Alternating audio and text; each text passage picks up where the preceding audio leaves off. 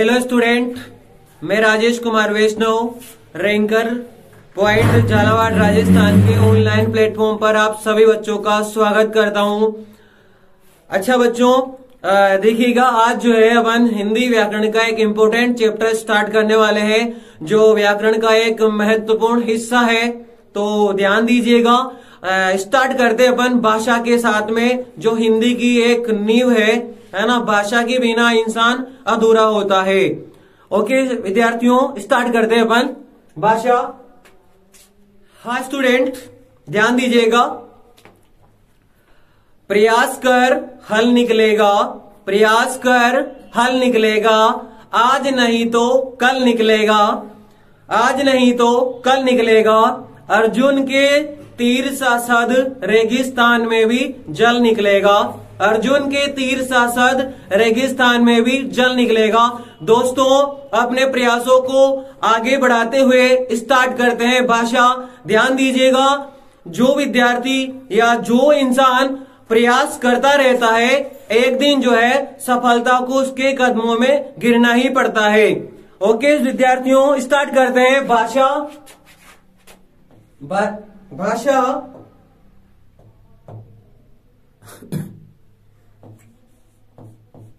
भाषा सबसे पहले इस भाषा शब्द के बारे में पढ़ते हैं। ये जो भाषा शब्द है, ये कैसे बना है, ध्यान दीजिएगा।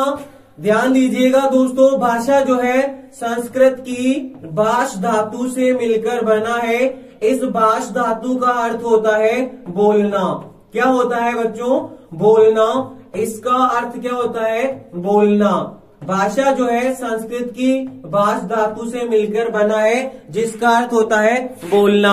अर्थात भाषा वह प्रक्रिया है जिसके माध्यम से मानव अपने विचारों का आदान प्रदान करता है। ध्यान दीजिएगा, भाषा वह साधन या वह प्रक्रिया है जिसके माध्यम से मानव अपने विचारों का आदान प्रदान करता है। और है ना, ध्यान देखो बच्चों, इतिहासकार भारतेंदु हरिश्चंद्र ने कहा है कि निज भाषा निज उन्नति को मूल। जो अपनी जो भाषा है वही व्यक्ति की उन्नति का एक सशक्त माध्यम है।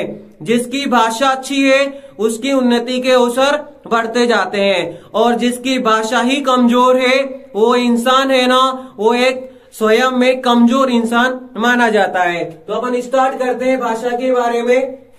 ध्यान देंगे, भाषा क्या चीज है।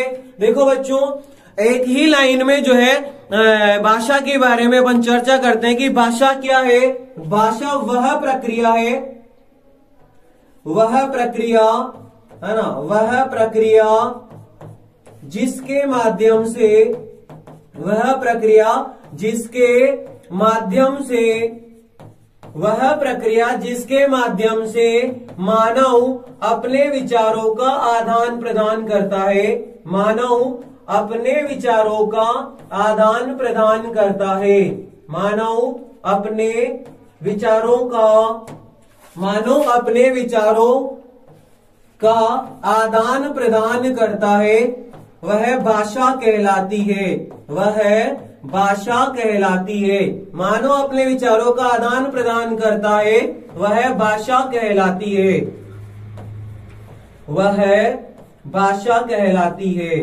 क्या कहलाती है दोस्तों? वह भाषा कहलाती है।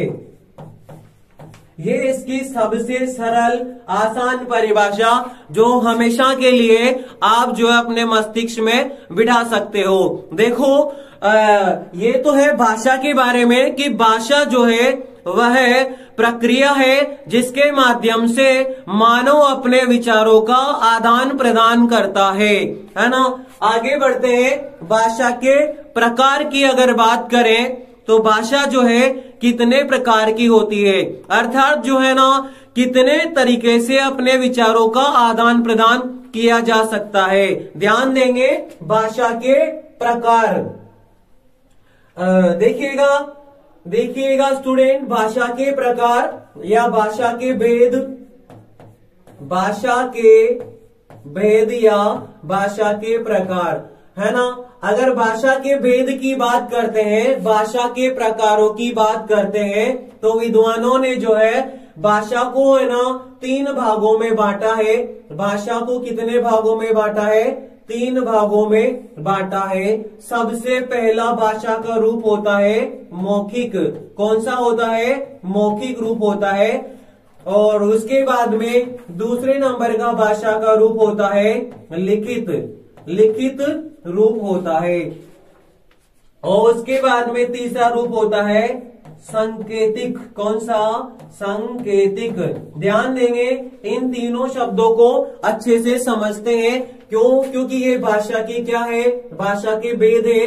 भाषा के भेद 3 प्रकार के होते हैं। मौखिक भाषा क्या होती है?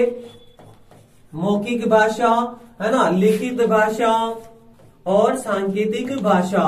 मौखिक भाषा, लिखित भाषा और सांकेतिक भाषा। ध्यान देंगे स्टूडेंट, मौखिक भाषा जो है, मौखिक भाषा में क्या किया जाता है? बोलकर के अपने विचारों को प्रकट किया जाता है। किस तरह से? बोलकर अपने विचारों को प्रकट किया जाता है। मौखिक भाषा में बोलकर के अपने विचार प्रकट किए जाते हैं, जबकि लिखित भाषा में अपने विचारों को लिखकर प्रकट किया जाता है। कैसे प्रकट किया जाता है? लिखकर प्रकट किया जाता है।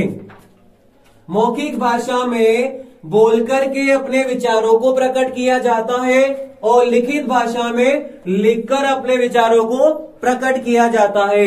जबकि सांकेतिक भाषा में संकेतों के माध्यम से अपने विचारों को प्रकट किया जाता है। संकेतों के माध्यम से अपने विचारों को प्रकट किया जाता है। देखिएगा स्टूडेंट, संकेत जो होते हैं वो शाब्दिक संकेत भी होते हैं, शारीरिक संकेत भी होते हैं और ध्वनि के संकेत भी होते हैं। देखिएगा, जिस तरह से शारीरिक संकेत की बात करें तो अगर आपसे कोई कहेगा कि क्या आप पानी पियोगे, तो आप जो है गर्दन हिलाओगे इस तरह से। ये क्या हुआ? ये शारीरिक संकेत हुआ है ना, कि हाँ मुझे पानी पीना है। अगर आपको नहीं पीना है तो आप नकारात्मक संकेत दोगे इस तरह से। तो ये क्या है? ये शारीरिक संकेत है। आपने देखा होगा रेलवे लाइन पर जब ट्रेन आती है तो ट्रेन के लास्ट वाला जो डिब्बा होता है उसमें एक व्यक्ति जो है झंडी लेकर खड़ा रहता है और वो ऐसे संकेत करता रहता है उसके माध्यम से। तो जो है शरीर के माध्यम से भी संकेत होता है, ध्वनि के माध्यम से भी संकेत होता है। ध्वनि वाला संकेत अपन कहाँ देखते हैं? देखिएगा बच्चों, जैसे स्कूल में जो है जैसे फर्स्ट बेल लगती है तो सारे बच्चे और सारे टीचर इस बात को समझ जाते हैं कि पहला पीरियड लग गया है ना। उनको कोई भी शब्दों में आकर के नहीं कहता है, बस वो है ना ध्वनि को सुनते ही समझ जाएंगे। तो इस तरह से है ना बच्चों, भाषा के जो है संकेत होते हैं, ध्वनि वाले भी शारीरिक संकेत होते हैं, है ना। तो ये सांकेतिक भाषा होती है। इस तरह से अगर बात करें तो भाषा जो है 3 प्रकार की होती है: मौखिक भाषा, लिखित भाषा और सांकेतिक भाषा। मौखिक भाषा में क्या होता है? बोलकर अपने विचारों को प्रकट किया जाता है। बोलकर अपने विचारों को प्रकट किया जाता है। बोलकर अपने विचारों को प्रकट किया जाता है, उसे कहते हैं मौखिक भाषा। क्या कहते हैं? मौखिक भाषा। जहां पर बोलकर अपने विचार प्रकट किए जाते हैं उसे कहते हैं मौखिक भाषा। और जहां पर लिख कर के, है ना, जहां पर लिखकर विचारों को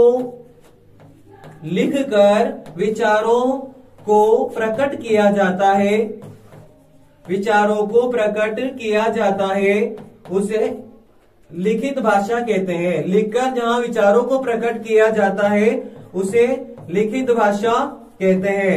देखो स्टूडेंट, और जहां पर है ना संकेतों के माध्यम से, कौन से संकेत? या तो ध्वनि संकेत या फिर शारीरिक संकेत, या और आगे बात करें शाब्दिक संकेत, है ना, जहां पर इन संकेतों के माध्यम से अपने विचार प्रकट किए जाते हैं, तो उसे है ना सांकेतिक भाषा कहते हैं। कौन सी भाषा? सांकेतिक भाषा, है ना। आपने देखा होगा जैसे अपने एग्जाम होता है, पेपर में छोटे प्रश्न भी आते हैं, अति लघुतरात्मक, लघुतरात्मक भी आते हैं और निबंधात्मक भी आते हैं। ध्यान देंगे, अब वहां पर जो निबंधात्मक जो प्रश्न होते हैं जिनको अपने को आंसर लिखना होता है, उसमें है ना अपन बोलते नहीं है बच्चों। अपन क्या करते हैं, अगर निबंधात्मक प्रश्न होगा तो उसको 2 या 3 पेज में जो है अपने विचारों को उस पर लिख देंगे, और चेक करने वाले जो भी टीचर रहेंगे उन सबको पढ़ करके वो ग्रहण करते जाएंगे, सीखते जाएंगे कि इन्होंने उत्तर सही लिखा या गलत लिखा है ना। इस तरह से बात करें तो जो भाषा है 3 प्रकार की होती है, मौखिक भाषा, लिखित भाषा, सांकेतिक भाषा। अब ध्यान देना है, ये जो भाषा है, इस भाषा को लिखने का जो तरीका होता है उसे लिपि कहते हैं।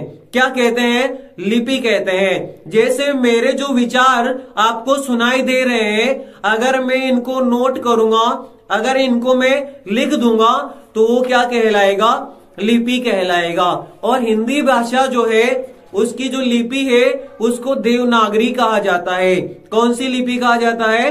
देवनागरी लिपि। ये देवनागरी लिपि है ना बच्चों, गुजरात के ब्राह्मणों से इसकी उत्पत्ति हुई है। ये 2 प्रकार की होती है, ब्राह्मी, है ना, ब्राह्मी होती है। और ध्यान देंगे, इस तरह से जो लिपि जो है, हिंदी देवनागरी जो लिपि है 2 प्रकार की होती है, ब्राह्मी और खरोष्ठी, है ना। ध्यान देंगे बच्चों, यही देवनागरी जो लिपि है ये संस्कृत भाषा में भी काम में आती है। हिंदी और संस्कृत दोनों भाषाओं की लिपि देवनागरी होती है। इसके अलावा भाषा के और अनेक प्रकार के रूप होते हैं। जैसे बात करें तो बोली, बोली क्या होता है? बोली जो होता है वो भाषा का एक लघु रूप होता है जो सीमित क्षेत्र में बोला जाता है। जिसको कम क्षेत्र में बोला जाता है उसे बोली कहते हैं। तो अपन आगे बढ़ते हैं, भाषा के अन्य रूप की बात करते हैं। आशा करता हूं बच्चों में यहां तक आपको अच्छे से समझ में आया होगा। आगे बढ़ते हैं, भाषा के अन्य रूप। अगली हेडिंग डालेंगे आप, भाषा के अन्य रूप। भाषा के अन्य रूप।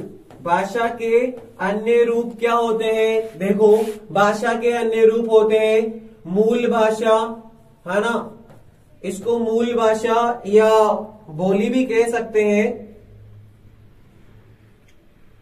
भाषा के अन्य रूप पहला है जैसे बोली, है ना। बोली को और किस नाम से जानते हैं? बोली को क्या कहते हैं? ध्यान देंगे, बोली क्या है?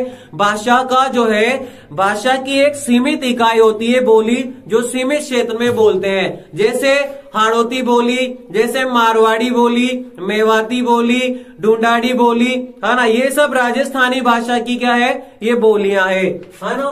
तो भाषा और बोली में क्या अंतर होता है? भाषा जो है विस्तृत रूप में बोली जाती है, जबकि बोली जो है वो सीमित क्षेत्र में बोली जाती है। बोली को और किस नाम से जानते हैं? देखो, पहले इसको एक लाइन में समझते अपन। बोली क्या है? बोली है ना भाषा का लघु रूप है बच्चों। क्या है? भाषा का लघु रूप, भाषा का छोटा रूप है, भाषा का लघु रूप है जो सीमित क्षेत्र में बोली जाती है, जो सीमित क्षेत्र में बोली जाती है, जो सीमित क्षेत्र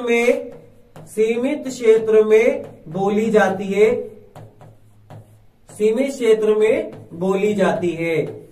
इसको बोली के अलावा भी और अन्य नामों से जाना जाता है। इसके अन्य नाम क्या है मैं आपको बता दूं बच्चों। इसका जो है अन्य नाम है, इसको स्थानीय भाषा भी कहते हैं। क्या कहते हैं? स्थानीय भाषा भी कहते हैं। इसे उपभाषा भी कहते हैं। क्या कहते हैं? इसे उपभाषा के नाम से भी जानते हैं और इसको मूल भाषा भी कहते हैं। क्या कहते हैं? इसको मूल भाषा के नाम से भी जानते हैं। एग्जाम में आपसे क्वेश्चन पूछा जा सकता है कि बोली को किस किस नामों से जाना जाता है। तो सबसे पहला स्थानीय भाषा, उपभाषा, मूल भाषा, है ना। भाषा और बोली में अंतर क्या है? भाषा को विस्तृत क्षेत्र में बोला जाता है, जबकि जो बोली होती है वो है ना सीमित क्षेत्र में बोलते हैं। तो ये जो है बोली का एक सामान्य रूप से अपन ने इसके बारे में पढ़ा है। आज के लिए इतना ही बच्चों। आशा है मुझे आपको ये अच्छे से समझ में आया होगा। कमेंट करके बताइएगा कैसी लगी आपको आज की क्लास। ओके बच्चों, बाय।